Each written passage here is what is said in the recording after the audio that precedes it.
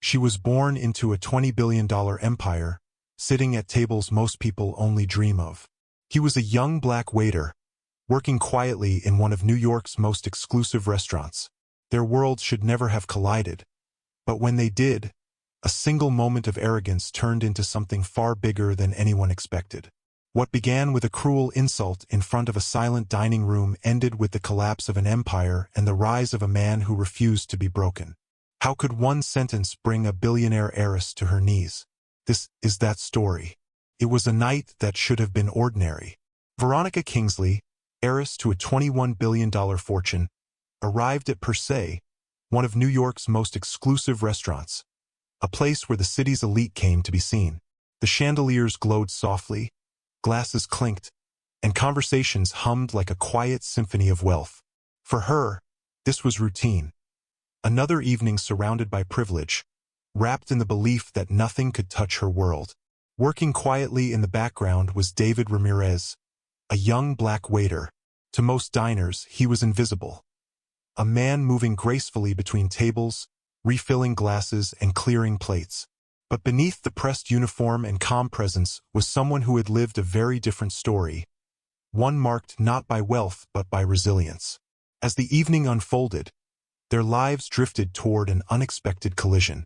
A moment was coming that would silence the entire restaurant, expose the cracks in a dynasty, and test the strength of one man's dignity against the weight of arrogance. None of the diners sipping champagne could have guessed it yet, but this night would end with a truth no amount of money could erase. The night carried on smoothly, at least for most. Plates of caviar and truffle risotto glided across tables, the room alive with quiet laughter. But in a single instant, everything shifted. Veronica's diamond-encrusted clutch slipped from the edge of her chair, tumbling toward the floor. Before it could touch the ground, David moved quickly, catching it in midair with steady hands. A small act of service, one any diner might have expected. But instead of gratitude, silence fell. Veronica's face twisted with disgust. Her eyes scanned David's hands as though they had stained her luxury. Then, loud enough for the entire restaurant to hear, she mocked him. She called his hands dirty. She sneered that someone like him could never understand the worth of what he had touched, that her bag was worth more than his annual salary. Conversations stopped mid-sentence. Phones lowered. Every eye turned. The golden room, once buzzing with elegance, froze in the shadow of her words. David stood still, clutch in hand, his posture calm despite the sting of her humiliation. For a waiter, this moment could have ended everything. A ruined reputation, a job lost, another scar of injustice. But instead of breaking, he breathed deep and let silence hang heavy. And then, with quiet strength, he answered. His words carried no anger, no venom, just truth. True value is never carried in a bag. The sentence echoed, slicing through the silence. Some guests shifted uncomfortably.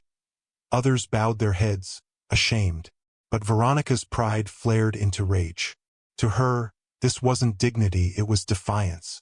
She demanded the manager fire him immediately, her voice sharp and commanding. A hush gripped the restaurant. Would David bow to her power? Would management cave to her wealth? But David didn't flinch. He held his ground with the kind of stillness that unsettled Veronica more than open rebellion ever could. For the first time, the balance of power seemed to tremble. And then, just when she believed her wealth would crush him, David reached into his jacket. What he pulled out would unravel not just her night, but her entire empire. The room was still, every eye fixed on David as Veronica demanded his firing. Her voice dripped with entitlement, certain her money could erase the sting of her cruelty. But David didn't lower his gaze. Instead, he reached into his jacket pocket, not for a notepad, but for a badge. The gold seal of the FBI gleamed under the chandeliers. Gasps rippled through the room. Veronica's smirk faltered. David spoke calmly, his voice steady. For 3 months, he explained, he had been working undercover as part of a federal operation, Operation Ivory Tower. While serving tables, he had been listening, recording, gathering evidence. And what he'd collected wasn't small talk. It was evidence of money laundering, bribery, and land theft, crimes tied directly to Veronica's family. Just then, the restaurant doors opened. In walked Agent Jordan Williams, his presence confirming the truth. He announced that federal raids were already underway across the city. Her father, Henry Kingsley, had been taken into custody. Her brother, too. Executives she had dined with were being escorted out in handcuffs. And now, the heiress who mocked a waiter for dirty hands was realizing those same hands had just pulled down her empire. But the final blow came like a hammer. David revealed that his microphone had been live the entire evening, streaming Veronica's insults and arrogance to over 250,000 viewers in real time. Every cruel word, every racist taunt, broadcast far beyond the gilded walls she thought protected her. The silence that followed wasn't the silence of shock. It was the silence of collapse. Veronica's world had crumbled in minutes. And as the agents closed in around her, the woman who believed her wealth made her untouchable finally understood the truth. Her dynasty wasn't just falling. It was already gone. By the end of that night, Veronica Kingsley's glittering empire lay in ruins. Within hours, the footage of her arrogance and cruelty spread across the nation. Hashtags like #KingsleyRacist and #JusticeAtMaison d'Or trended worldwide. Corporations severed ties, stock values collapsed, and the family name, once synonymous with power, became a symbol of disgrace. In court, Veronica received 24 years for fraud, obstruction, and hate crimes.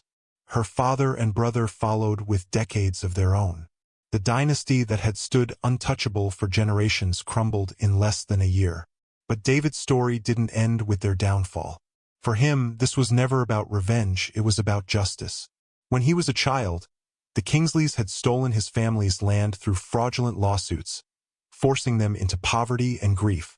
Instead of letting bitterness consume him, David chose a different path, one of resilience, education, and service.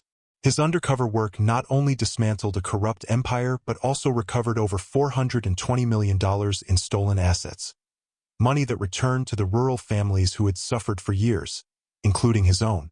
6 months later, David Ramirez became the youngest division head in FBI history.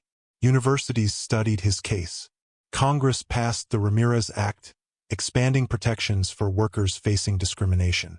And for millions of people watching, he became a symbol of quiet strength, the proof that dignity could outshine hatred, and that justice, though slow, can still prevail.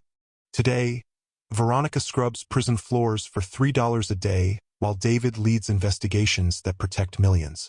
Their lives are a mirror, one reflecting arrogance and collapse, the other resilience and triumph. She tried to show him his place. In the end, she learned hers. And the question remains, how many more voices must be silenced before we finally start listening? What do you think? Was justice truly served?